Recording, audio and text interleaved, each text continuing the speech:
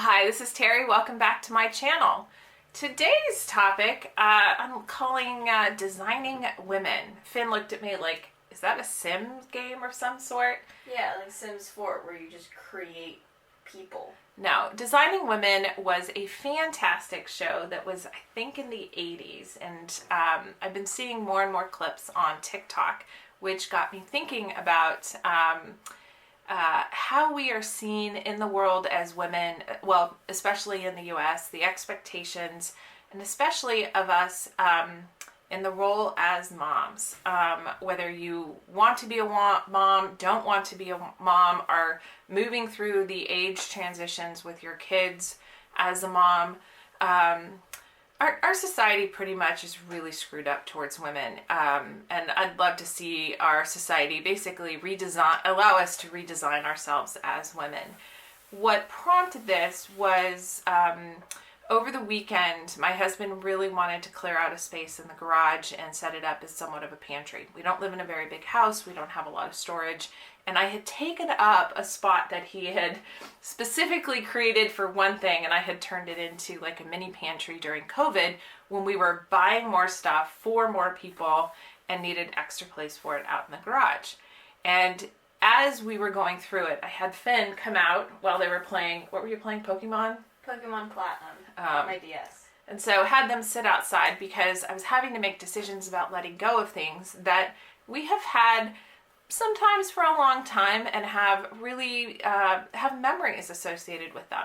And so as I was going through stuff, I was having to let go of my kids as they were younger, and that was a little bit painful. And I am somewhat sentimental, and Very. I am sentimental. You're very, not somewhat. Okay, I'm very sentimental, and so when I think about some of these things, it's like I attach it to times and places with very strong memories. And I also had to make sure that Finn had no use for the mosaic tile stuff that I had the kids do handprints and footprints when they were super little. We still have the tiles themselves. We just don't need the kits and the extra cement. This is true. I thought maybe an art project, but now that you're getting ready to graduate from high school and move on, it's highly unlikely, and by the time that we need something like that again, we can probably go buy it. And so my husband was completely ecstatic about the number of things that I pulled out, and he put a bunch of it on Nextdoor to try to get rid of it in order to clear out space. But it was a little bit painful. I was talking to a friend of mine the other day who has a 4 or 5 year old, and she talked about how hard it's been for her as her son has moved away from needing her quite as much, and she's wondering who she is, what role she plays. And she has a career, and she has other outside activities, but still, even with such a young child, she's still going through who am I if I'm not needed as much? I thought that when my son Adam was graduating from high school, went off to college, I thought I already did all this work. And what I'm finding is that it's all coming back up again. And when Zeke and I were taking a nap last week, and we were just having such a lovely time, just snuggling with each other, there was still this ache because I recognized that Finn is leaving soon. We're not going to speak to them for like 3 or 4 weeks when they go off to this outdoor program through Knowles. And man, that hurt because it was like, well, who am I if I'm not an active mom? I've been also seeing on TikTok, there's been a lot of backlash, or maybe it was on Instagram, about we never hear the term working dad. We only hear working mom. And it's because women are so tightly associated with childbirth, childbearing, child rearing, all of that. But men aren't so closely aligned with that. So I think it's probably not as hard to carve out who you are as an individual, as a man, as it is for a woman based on the expectations in our society. And I've talked to a number of my friends about how challenging it is to shift as our kids get older.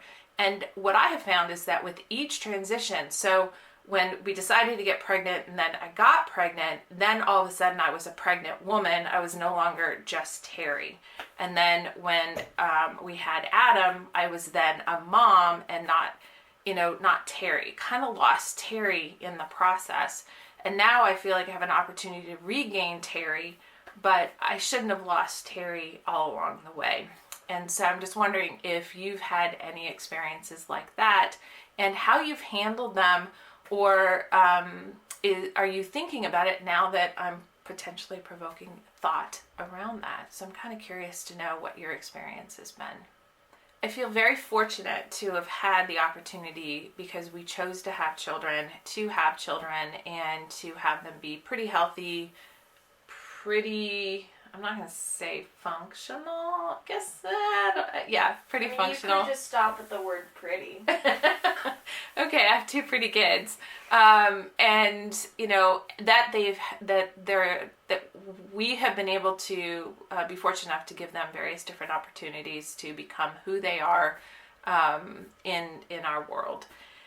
So I'm incredibly grateful for that. At the same time, it's not always easy. So I'm going to be thinking a little bit more about that over this next year as Finn graduates from high school, goes off to college, which, all of this is super age appropriate. And as I was telling my friend the other day, when she was struggling with these various different transitions and turning 40 and all of that, I'm like, this is all age appropriate. We just don't necessarily talk about how it's age appropriate for us in our 30s and our 40s and our 50s. We only talk about things that are age appropriate for our kids.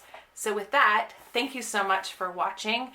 Thank you so much for subscribing. If you haven't already subscribed, go ahead and hit that subscribe button. I really appreciate it. Love to hear from you at pilotingyourlife@gmail.com or just in the comments.